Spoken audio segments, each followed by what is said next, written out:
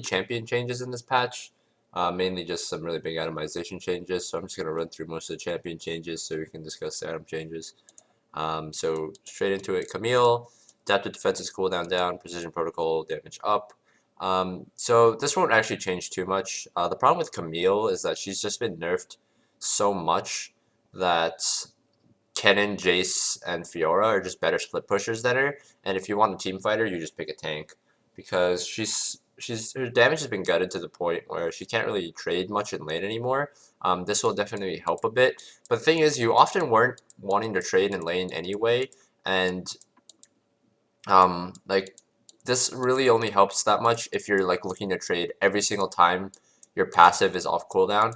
But if you're in a matchup where you're trading every single time your passive's off cooldown, you probably don't really need your passive up that much anyway because it's probably just a lane you can bully. Camille doesn't really bully many lanes anymore. This damage boost on precision protocol is nice, but it won't be anything to really put her over the edge. Just kind of some nice small buffs to help out her laning phase a bit because her laning phase has been definitely over nerfed. That's why you don't really see her anymore. Corki, some nice changes. Attack speed up a little bit, base attack AD up a little bit, and they split his basic damage to 20% physical, 80% magic instead of 50-50, and you can buffer spells during W. I think this is a really nice change. I think he'll start to get picked a bit more in mid because he's a very safe laner, and now that he's like people already did build Void Staff on him, but it was kind of annoying still because even as a magic damage dealing champion going mid, it was just kind of annoying that you had 50% of your autos doing physical when everyone was building Void Staff because everything else in his kit is magic damage already. So now you're just basically getting more magic damage for free, essentially. Everyone built Void already. So you still build like 80 carry items outside of Void Staff. You just build Void Staff instead of an armor pen item. But this just makes them hurt even more, and some really nice early changes to make the early laning phase easier because it's pretty rough for him right now with how high his mana costs are. So pretty nice change. We'll probably start to see a little bit more of him in mid lane. 80 carry, I still don't think he's very good, but if your whole team's AD and you need magic damage from the bot lane, he's a viable pick as well as Ziggs, although Ziggs, I don't know about Ziggs anymore. E damage decreased. Ivern's still a bit strong. This is a lot of damage being cut out. Without knowing what his scaling is on E, I can't really say how big of a nerf it's going to be. It'll probably necessitate Ivern players to start getting Athenians, maybe even before Redemption. Hard to say, but this is quite a significant part of damage because you do max E first in most cases on Ivern. So might have to change around the item builds a bit on Ivern, but overall, like, his damage isn't a big part of his kit anyway. It's more of his just utility and shields, so he'll probably still be picked in all the same situations. Jax. W now grants bonus range. This doesn't really change much for Jax in the sense of like when to pick him. Just because he's just too easy to deal with. He's got some really fundamental issues. But this 50 extra range thing is really nice. I believe Jax's base attack range is 125, so it would be 175 when using W, which is like the same as like Xin Zhao, Jarvan, which is really nice. Will make trading in lane a lot easier against champions who've got 175 range autos or champions who get a lot of movement speed when trading, kind of like Fiora when she hits a vital and such. So this is a nice change. Doesn't change too much in the grand scheme of things, but it's nice. Q base damage down, scaling up. This is really nice actually. Just like the base damage is down just a little bit, but thinking about the ratio being up 0.1 per level is that Jhin gets so much AD from like everything because of how his passive works. You know, attack speed, crit, and stuff. Everything giving him AD. So this 0.1 total AD scaling is actually way bigger than it might seem initially, and this current call base damage per shot is quite nice too, because it is 3 shots, up 10 damage, 15 damage, 20 damage, so when you take into account all 4 shots, that's quite a bit of damage buff. Don't know if it'll be enough to put him back into viability. He'll probably be in the same tier as like, he'll probably still be a bit below Ash Varus tier, but it won't feel as bad to pick him. He got hit really hard with lethality.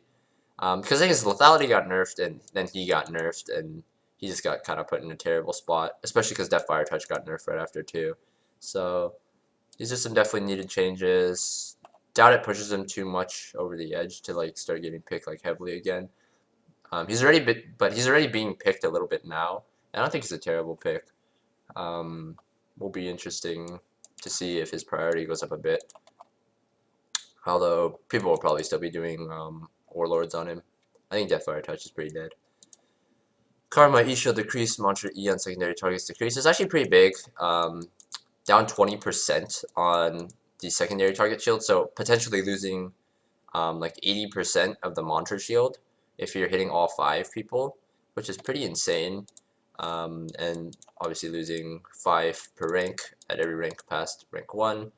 Karma's priorities actually started to go down a bit now that some other supports are being played.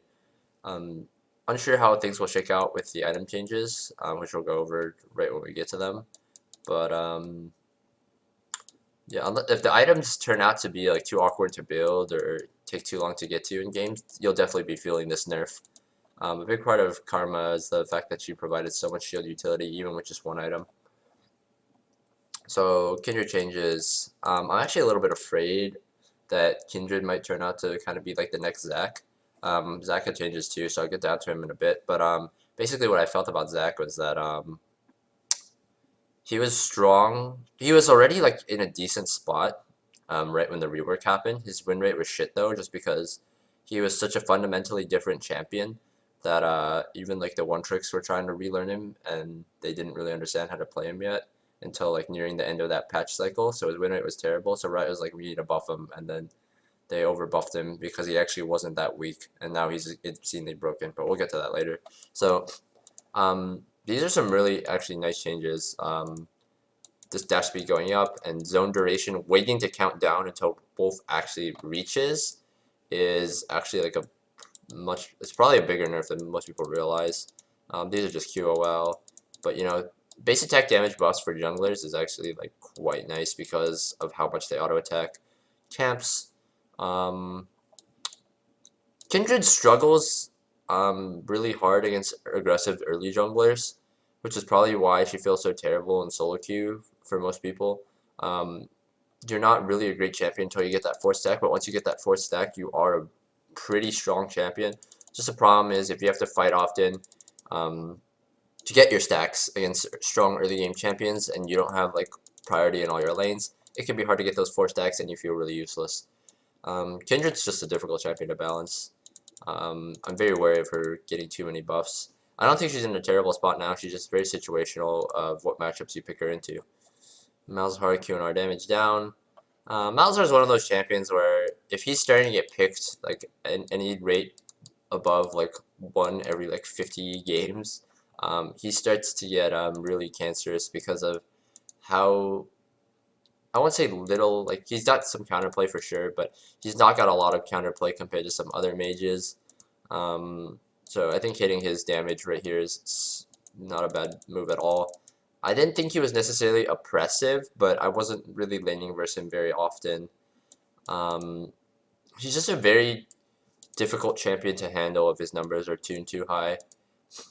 These will help pull him back in line a little bit. Rakan, just a straight buff. His passive wasn't applying stuff. That's actually pretty big, considering most people on support built kind of the same items in general, which we'll get to once we get to items. Just a straight buff for Rakan. And he's already in a pretty good spot, so very interesting. I'm surprised they didn't really give him like a small compensation nerf or something on the passive shield itself. But we'll see what happens. He's already starting to get picked pretty often. Rek'Sai base AD up. Okay, nice changes. Rek'Sai actually, when I started playing her on the patch, I realized some things. One, some really annoying things. One, they cut out the attack speed on her ultimate, so that combined with the fact that you have a different ultimate that doesn't let you get out on the map means her pacing is way lower than it used to be. So having this base AD and armor up a bit, so her first clear and her clear speed is up a bit is really nice. Unburrow attack damage. That's just more incentive to build her like heavily on AD early and less of the old like Tiamat into full tank build. Still unsure of whether Warrior is the better early on her. I'm starting to lean towards yes, but still haven't tested it enough. And the reason I hadn't tested it very often is because this ultimate was terrible. Um, on my last rundown, I thought she would be good because this ultimate sounded really good, but I didn't realize that it was a targeted ultimate that was able to be dodged, which is just terrible. Much harder to dodge. I'm gonna take this with a grain of salt. The thing is, like, the ultimate was just really inconsistent. There are some times where you could just walk out of it with some bonus movement speed. Sometimes it hit you anyway. Dashes and jumps were basically 100% dodge rate if they did it properly, which still sucks. I feel like if this ultimate was just completely unmissable, she'd be good. But I guess they feel like she'll be too strong if it's unavoidable. But the thing about this ultimate is that it takes you it puts you in an unburrowed state when you come up. So you can't get the knock up immediately on land. You have to burrow and then unburrow again, and there's a small cooldown on that. So if you void rush into like a middle of a team, or like you void rush and you don't kill them immediately because it misses or whatever, or it doesn't do enough damage, it becomes pretty difficult in most cases to kill them right after because you're not in burrowed form to get a knock up into your Q combo. That would probably just make her too strong, but when this ultimate can miss, it's just very awkward because when it misses and you don't get the kill and you've already like you're committed into the middle of their team, it puts you in some really odd spaces. So the champion feels useless in cases where it's early grouping and you just don't ever get a chance to use your ultimate unless a fight breaks out, whereas the old ultimate was always going to be useful in some form or shape. Rek'Sai's still good early, so she'll probably be picked every now and then, but hard to say if she'll ever. I don't think she'll be. I don't think she'll be like a staple of the meta, like she used to be a while ago. So these rumble changes are pretty interesting, actually.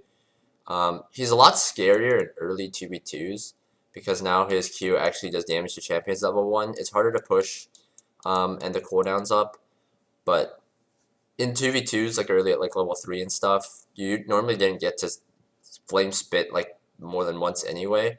So the fact that this damage is up makes him quite dangerous. The AP ratio is up a bit too. Scrap Shield's just the shield's up, which also makes him more dangerous in 2v2s. The duration is down. So I always like changes like this. You know, it rewards players who use the shield properly. It doesn't reward players who don't time the shield properly. And they just straight up buffed Electro Harpoon. So yeah, his damage to champions just went up.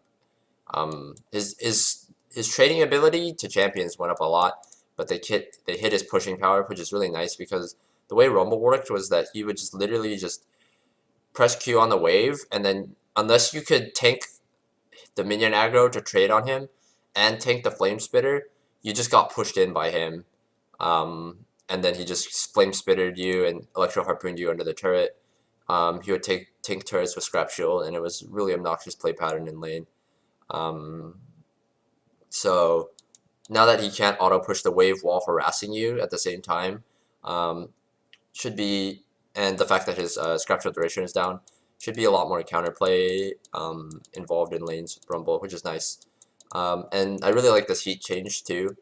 For players who like picked up but like just started playing Rumble, maybe they played top lane, but they didn't play Rumble. They wanted to pick him up because he's really good. It's really odd how the heat works because yeah, it would tick like a certain like rate, but then like once it started ticking for a bit, it would just start ticking faster, and it was really odd how it worked. So I'm glad they've normalized it a bit. Rumble will still be a good champion. Xayah, this is actually a pretty big nerf.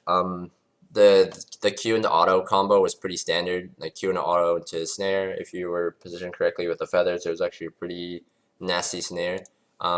This looks like a really small change, but in reality, it's quite annoying. Because her Q into auto was a pretty reliable way to snare. Now it's going to be a lot harder to get a snare without ultimate. going to be relying a lot more on the support you have in your lane. And this is a pretty deadly, deadly. This is a pretty hefty cooldown nerf too, because it's pretty easy to have like pretty much 100% uptime on your passive feathers, having all 5 out, because this was these 2 abilities can be cast whenever, and once you hit Essence Reaver for mana and the cooldown, you basically just had like 5 feathers up at all times in like fights and like pushing if you wanted it.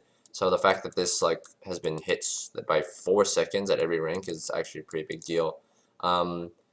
Zaya will still be good in like situations like where you like Zaya will still be good in situations and quite a bit of situations, but these nerfs will hurt quite a.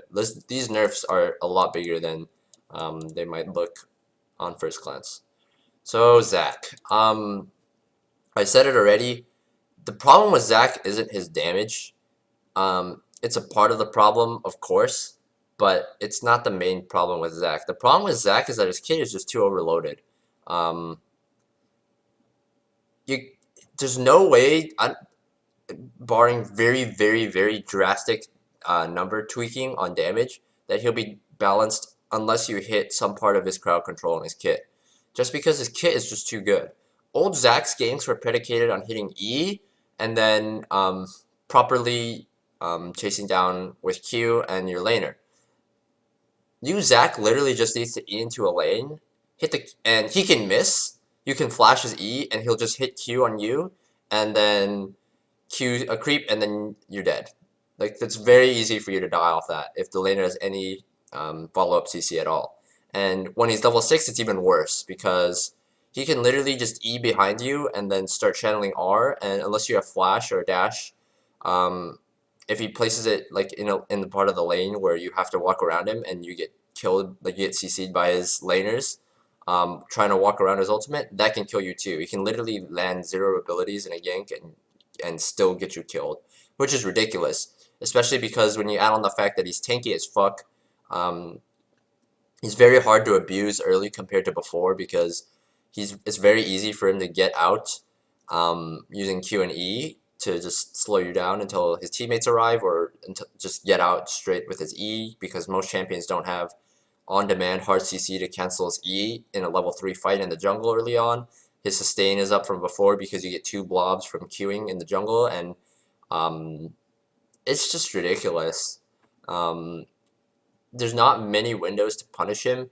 His ganks are extremely difficult to deal with. If you don't have a dash and your flash is down, you're essentially dead to every single gank. You can't ward properly for his ganks because of his E range, and his team fight potential with his ultimate is ridiculous, because you can't really cancel his ultimate because of how he goes untargetable, and the fact that his ultimate, it's essentially like a reverse Rise ultimate that can bring like anyone in.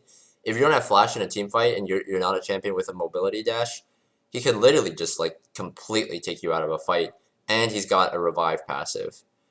It's just ridiculous like how much his kit has, and because of his early game, it's extremely difficult to punish his weak points in the early game, even as an aggressive jungler. So while these nerfs are a welcome sight, the problem with Zac, he's just too good.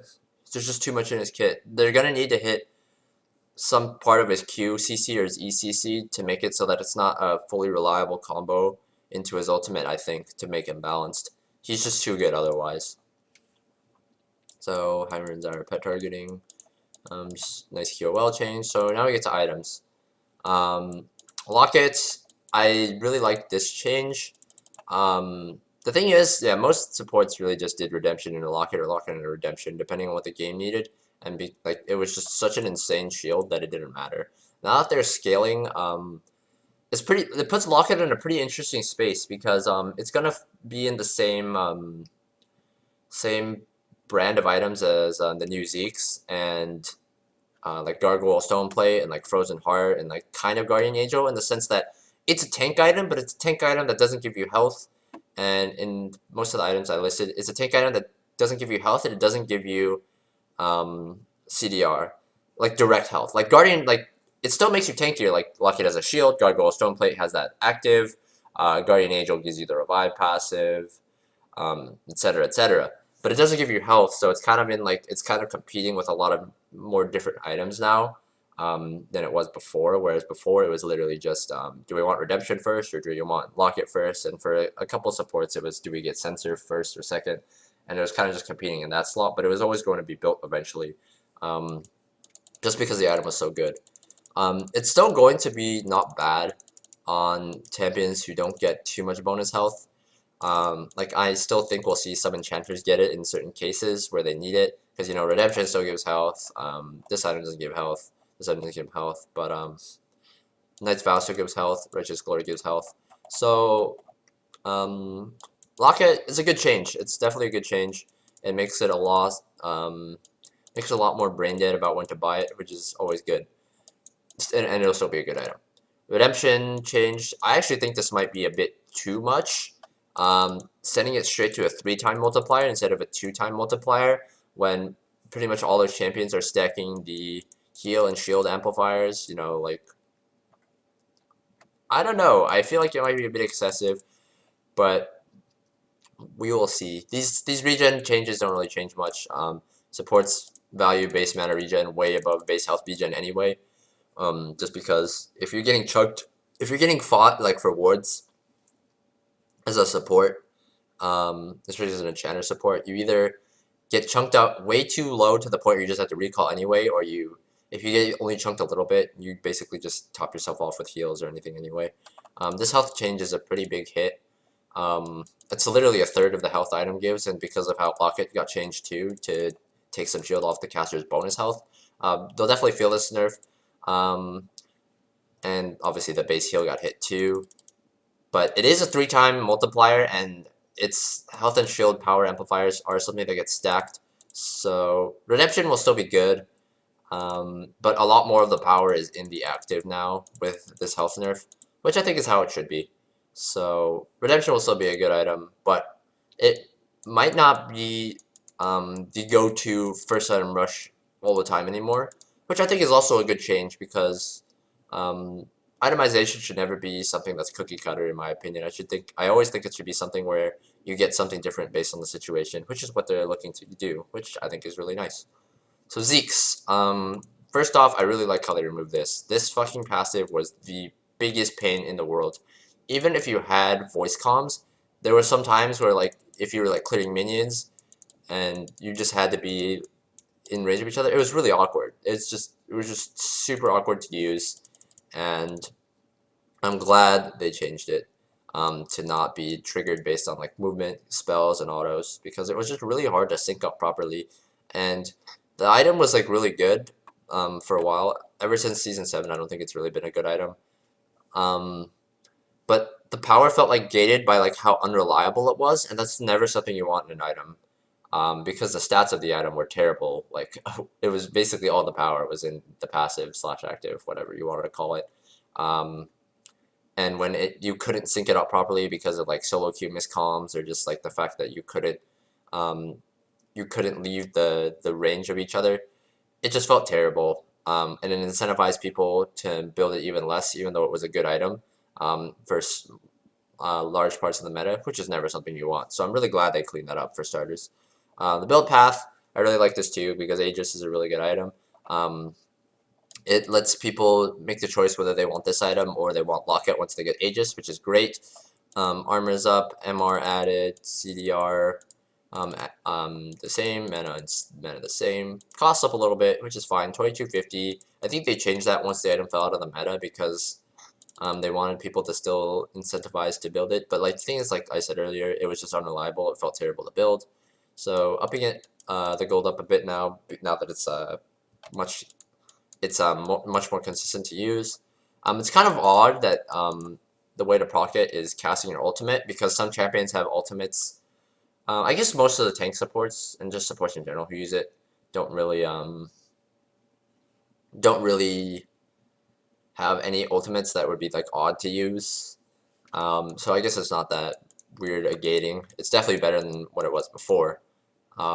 It's actually a pretty big amount of damage. 20% slow isn't too much, but 50% bonus magic damage over 2 seconds of damage is pretty big, and I really like how they changed it from crit just making it like a consistent amount of damage. The fact that it's magic damage is probably what's keeping it in line, because if it was physical damage and it was applied with like armor pen, it'd just be insane the amount of damage um, it would add. And it's a 10-second buff too, so a large part of team fights, like when you're trading frontline, this will really help. And this obviously like the basic attacking, the bonus slow, if you're hitting the same thing your 80 carry is hitting, is something that should probably be active most times, because if you're tank support, you're often just peeling for your 80 anyway, or whoever you're putting this on. This item seems really, really good. It seems like, and I really like how it's out of Aegis, so it's kind of like if you build Aegis and you think you're snowballing, or like your 80 carry is like the focal point of your team fighting, or there's a certain person that's a focal point of your team fighting, then you build this instead of like lock it if you don't feel like you need the shield. I really liked how they give you that option, that itemization option. So I really like how they changed this item. I feel like it'll be good, but obviously very situational. Well, situational.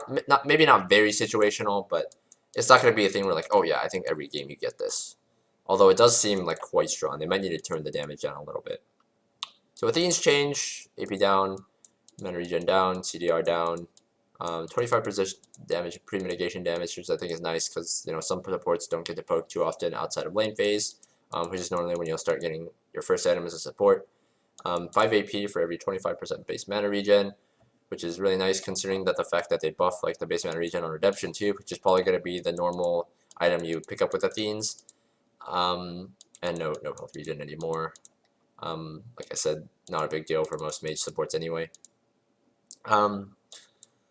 This item looks really good. It's gonna be insane on Sona. Will be probably good on Karma too. Nami, I'm not as sure of because it's kind of difficult for Nami to